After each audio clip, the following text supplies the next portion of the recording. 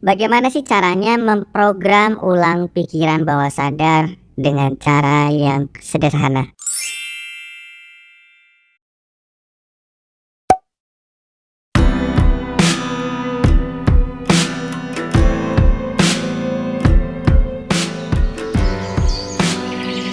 Bagaimana sih caranya kita memprogram ulang pikiran untuk bisa mencapai impian dengan lebih mudah?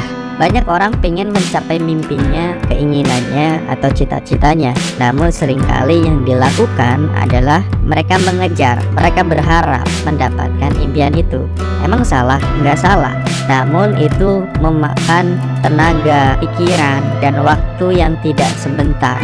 Dan sangat lelah sekali karena kamu terus-menerus mengejar. Kata motivator, genggam impianmu, kejar impianmu, begitu. Ketika kita terus-menerus menggenggam impian, menggenggam cita-cita, kita jadi lupa untuk apa? Melepas. Kebanyakan orang tidak tahu cara melepasnya bagaimana, karena saking kuatnya menggenggam, akhirnya sulit untuk bisa melepaskan. Kita tidak diajarkan caranya melepaskan, kita hanya diajarkan caranya mendapatkan. Ketika apa yang kita dapatkan tidak lagi menjadi milik kita atau pergi menghilang, kita akan sedih.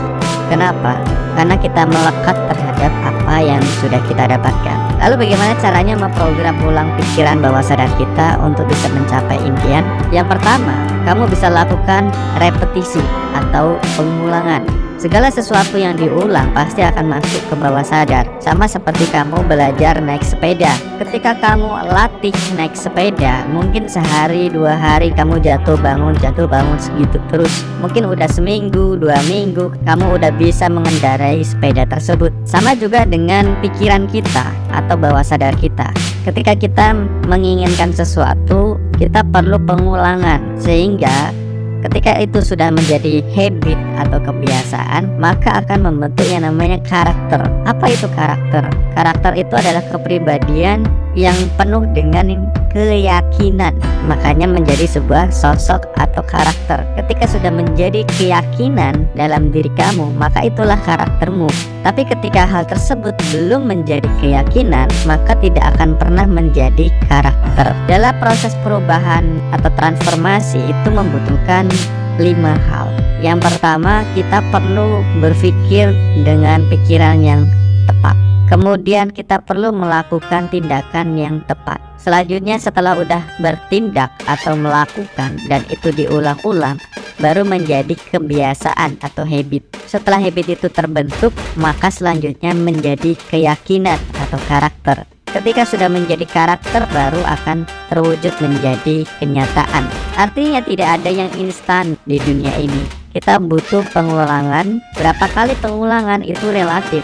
Ada yang mengatakan 21 hari sampai 90 hari untuk bisa menjadi habit atau kebiasaan. Karena ketika sudah menjadi kebiasaan akan semakin mudah untuk membentuk keyakinan tersebut, karena kita sudah terbiasa. Ingat, biasa itu karena terbiasa.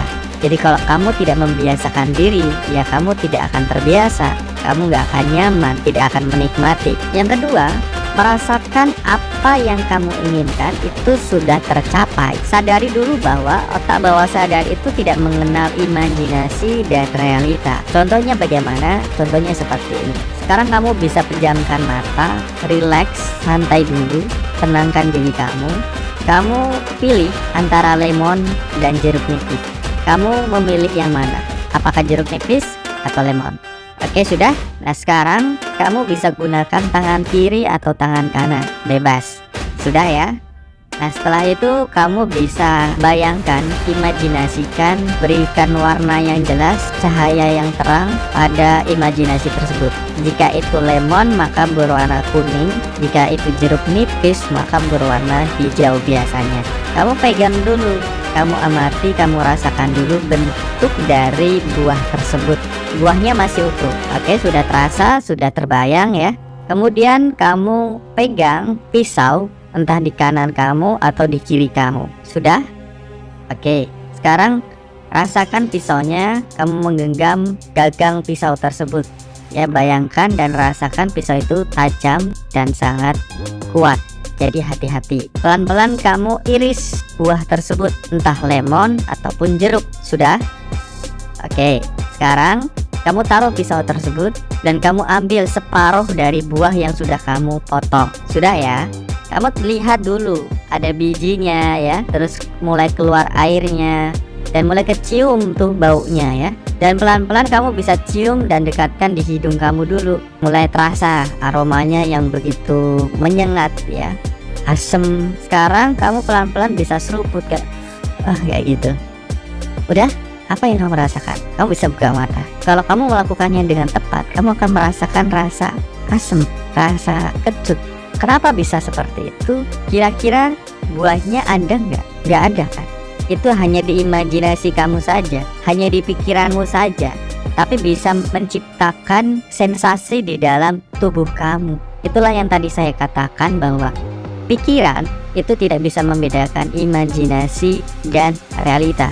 Kenapa? Karena syaraf sepenuhnya itu dikontrol oleh panca indera, sedangkan tadi saya mempengaruhi panca indera kamu saja. Itu yang membuat kamu bisa merasakan hal tersebut.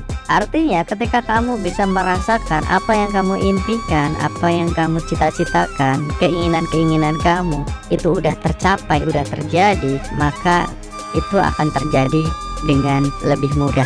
Otak kita akan membentuk jalur syaraf khusus yang nantinya akan menghubungkan keimpian tersebut dengan jalan yang lebih mudah atau jalur yang lebih gampang. Makanya ada orang yang kerjanya kayaknya santai-santai aja, tapi dapat hasilnya kok lumayan, kok banyak, kok beruntung aja. Padahal kita mungkin yang kerja keras mati-matian, malah dapatnya sedikit. Karena kalau kerja keras itu membuahkan hasil yang sama, kuli bangunan itu pasti lebih sukses daripada mandor, daripada bos. Kenapa? Karena kuli bangunan itu lebih keras kerjanya, pakai otot, keringatan, di bawah terik matahari, tapi hasilnya nggak seberapa dibandingkan mereka yang menggunakan otaknya. Jadi kamu bisa merasakan dulu apa yang kamu impikan itu sudah tercapai. Jadi rasain aja udah tercapai, karena ketika udah tercapai kamu nggak mikirin lagi. Kalau kamu nih pengen gitar ya, udah dapet gitarnya, seneng, paling seminggu 2 minggu habis itu kamu taruh lagi. Kenapa? Karena udah kamu miliki. Nah, bisa nggak kamu ngerasain hal itu? Kalau kamu bisa merasakan hal itu, ya kamu akan lebih mudah untuk mencapainya. Yang ketiga, visualisasi sebelum tidur. Jadi sebelum tidur baiknya kamu nggak usah main HP, nggak usah berpikir atau membayangkan hal-hal yang tidak mendukung impian kamu, tidak memberdayakan diri kamu. Lebih baik kamu visualisasi ke hal-hal yang memberdayakan diri kamu. Kamu bisa bayangkan, imajinasikan, berhayal, nggak apa-apa, nggak ada yang salah. Yang penting apa? Perasaanmu happy, gitu aja. Bukan merasa bahwa kamu harus cepat dapat, bukan. Tapi usahakan perasaanmu bahagia ketika membayangkan itu. Artinya rasakan aja seolah-olah itu udah terjadi. Rasakan itu udah kamu dapetin.